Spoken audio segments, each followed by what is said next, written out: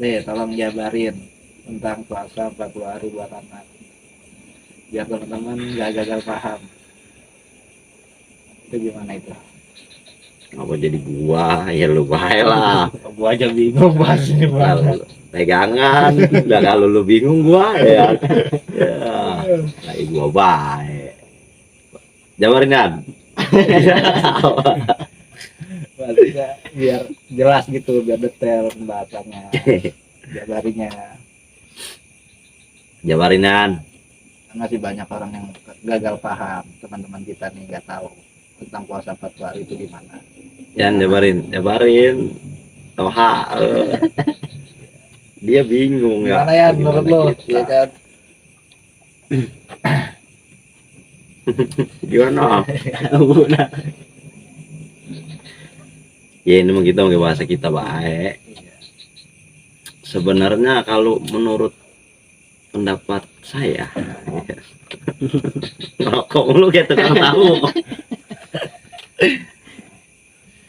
Kalau menurut pendapat saya, Iya. goblok nih.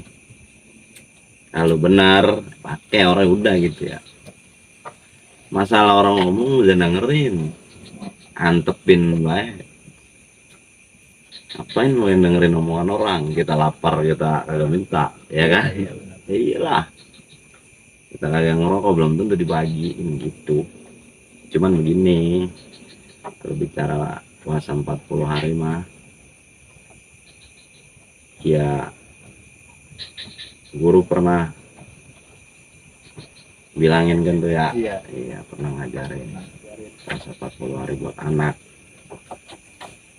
Itu memanfaat banget, sebab kita belum tentu sepenuhnya bisa didik anak dalam hal agama biar rapi, biar aktif gitu kan. Ya kalau penjabaran menurut bahasa kita, menurut bahasa sehari-hari, pemikiran kita nih, puasa 40 hari buat anaknya begini sih.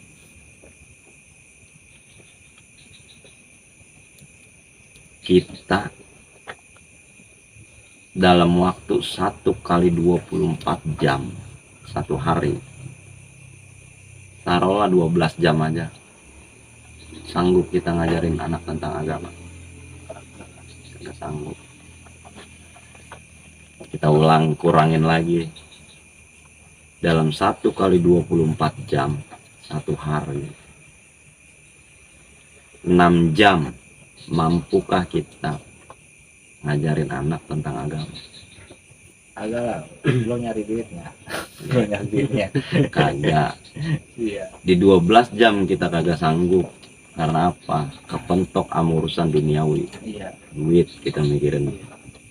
Kadang buat apa ada di rumah. 6 jam kita kagak sanggup. Lagi-lagi kebutuhan duniawi. Dalam 1 kali 24 jam satu hari, ambil paling sedikitnya 2 jam. Sanggup nggak kita ngajarin anak tentang agama?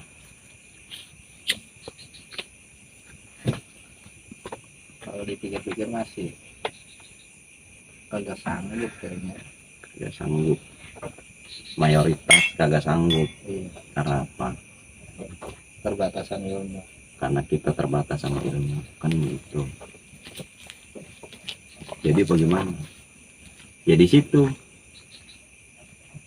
guru katakan, ulama katakan, kalau pengen punya anak jadi orang soleh, pengen punya anak jadi orang alim, puasain hari lahir anak 40 hari ke depan. Biar ngapa? Biar jadi. Kita sebut aja, ya Allah, saya niat anak saya Fulan bin Fulan, biar dia jadi orang alim, biar dia jadi orang soleh, biar Allah pandang dia pakai pandangan Allah, pandangan kasih sayang, kan begitu. Terus biar ngapa gitu kan. Ya kan dibilang biar jadi orang soleh gitu kan. Itu kan salah satu niat. Ya ketika kita niat, kita minta sama Allah. Setelah kita minta, kita jalanin keadaan yang baik, suatu pekerjaan yang baik, yaitu masuk di puasa 40 hari itu.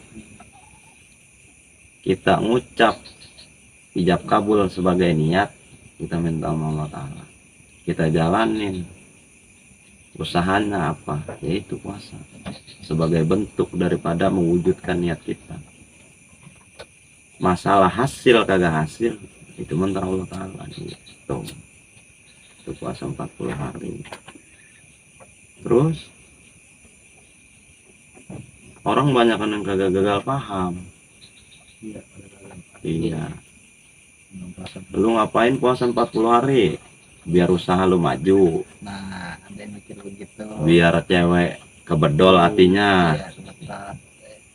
Biar orang ngeliat lu senang. Biar rezeki lu banyak. Kan begitu. Ya kan? Terlalu kecil kalau bahasa itu semua kita puasain 40 hari. Sebab kenapa? Itu yang kita kerjain, yang kita minta buat anak kita biar jadi orang yang soleh, buat jadi orang yang alim, cikal bakal tuh kita ada di akhirat sebagai orang tua, khususnya setelah mati. Cikal bakalnya itu anak. Emang siapa lagi ya kalau bukan anak Iya. Ya kan?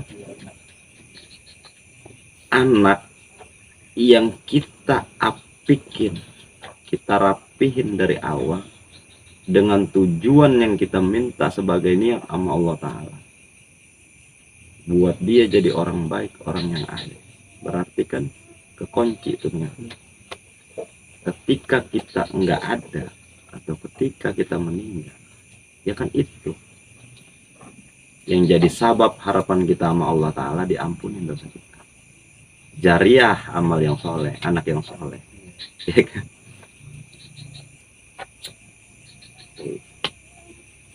Anak yang soleh sebagai jariah. Kalau cuman berpikir buat usaha lancar puasa 40 hari, kayaknya kurang efektif menurut saya. Emang apa? Ada hal yang lebih besar kok.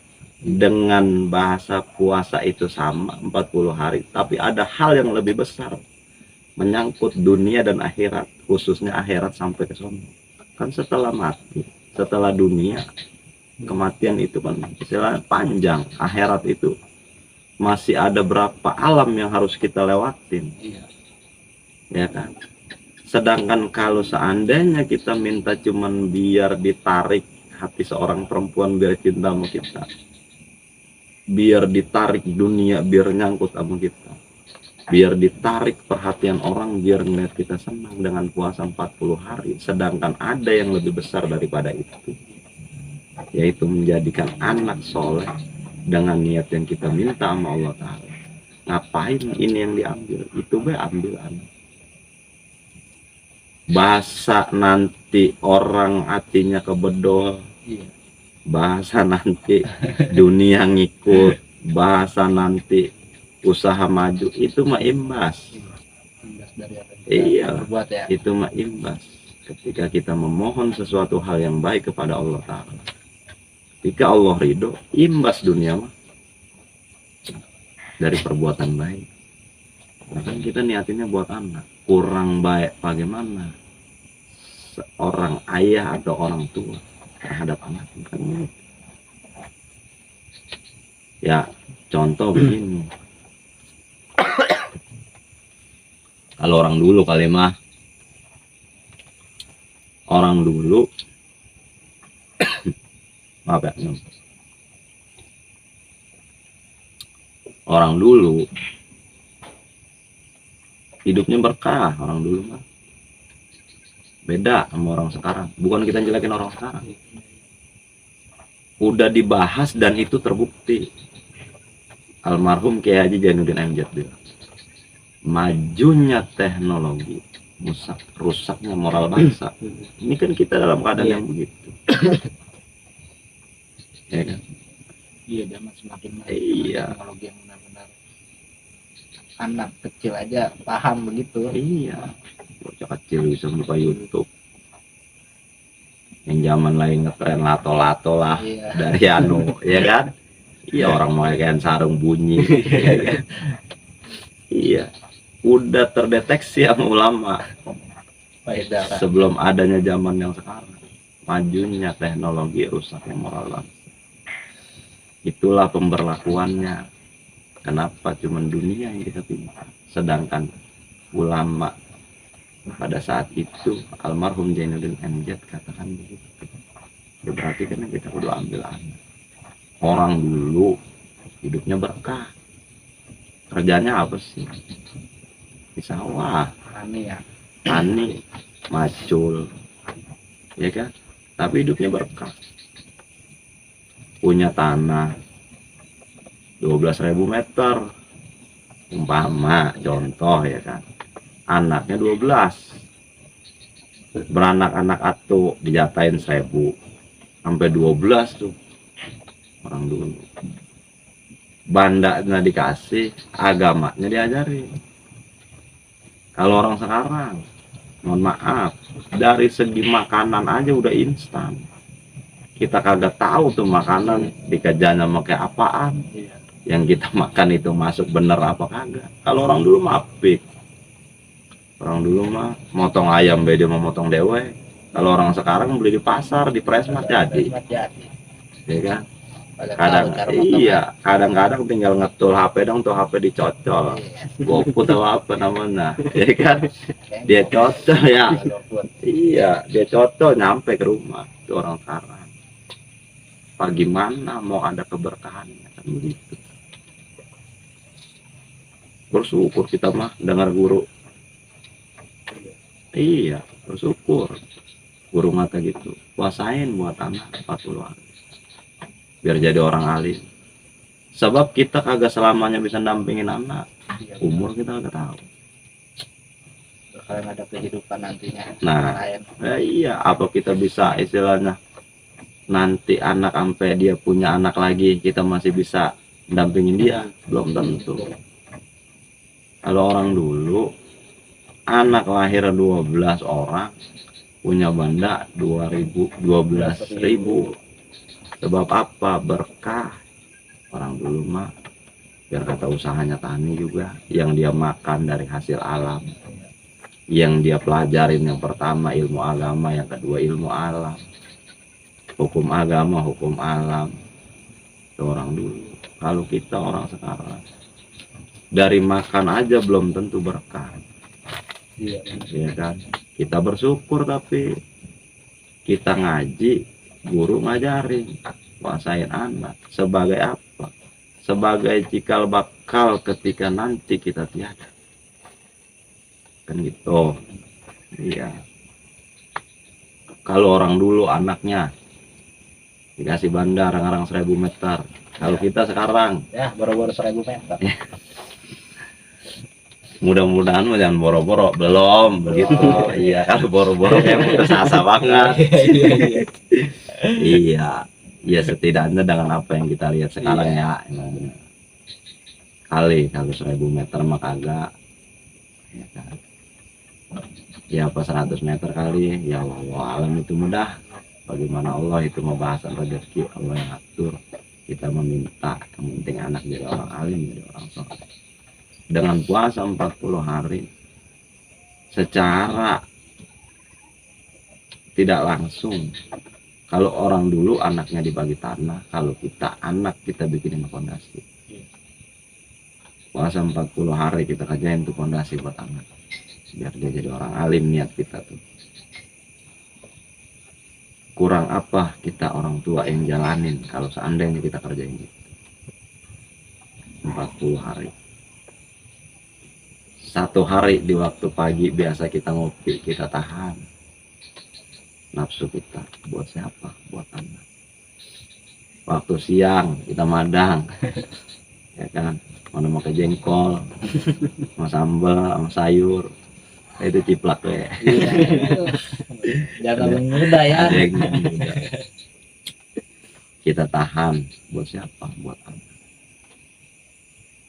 Begitu terus sampai 40 hari.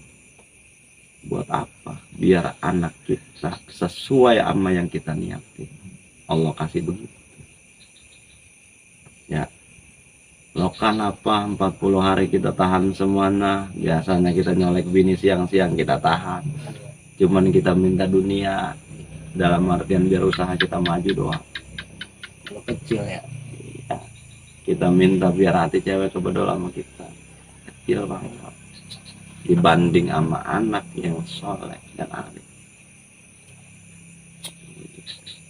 Kalau kita ngajarin agama kagak sanggup, ya udah kita kerjain puasa 40 hari. Sanggup kagak sanggup niatin, insya Allah sanggup. Gitu. Terus persepsi orang begini, ya itu jawabannya. Kalau mau kerjain, kagak mau kagak apa-apa. Kalau saya, kalau kita ngikutin berdasarkan apa yang guru kita katakan, kan gitu, ya kan? Runtunan kita siapa? Guru kita dari siapa? Dari ulama dari mana? Dari nabi dari mana? Walaupun di zaman nabi mungkin ada kan ya salah satu istilahnya ajaran tertentu. Kagak ada zaman nabi itu bid'ah, bagian baik. Iya, kita mengambilnya simpel aja. Puasa masuk di rukun Islam. Iya. Tapi nggak dijelasin ya puasa apanya puasa. Iya kan banyak. Setelah kita niatin 40 hari selama perbuatan itu baik mengerjakan. Masalah hasil biarin Allah yang tentuin. Yang penting kita udah niatin. Kita apikin anak, ya kan? Sambil kita belajar.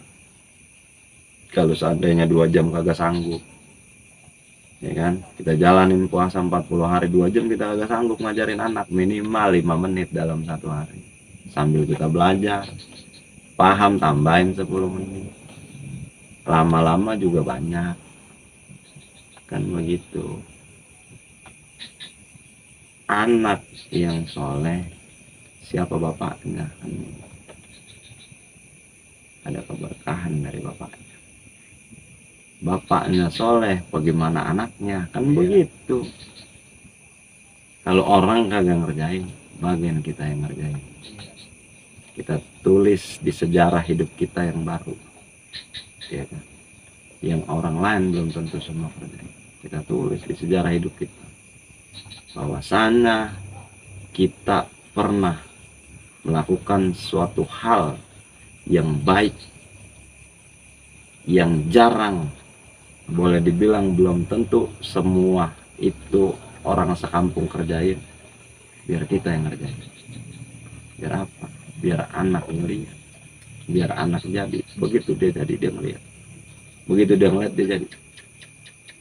Karena bapak gua punya keikhlasan luar biasa. Dia belain 40 harinya. Dia berpuasa. Biar gua jadi orang. Di situ dia ijab kabul. Bukan cuma sama emak gua, tapi sama nyai gua, sama Allah Ta'ala dia minta keberkahan. Udah beres. Selebihnya orang berkata ini, berkata itu, ya apa. Hidup mah kayak film. Coba lihat, tonton film sinetron. Iya. Ya, sinetron. Orang jahat dikomentarin mulu. Giliran orang baik nih, mau nyium nih bisa 3 hari itu film, ya kan.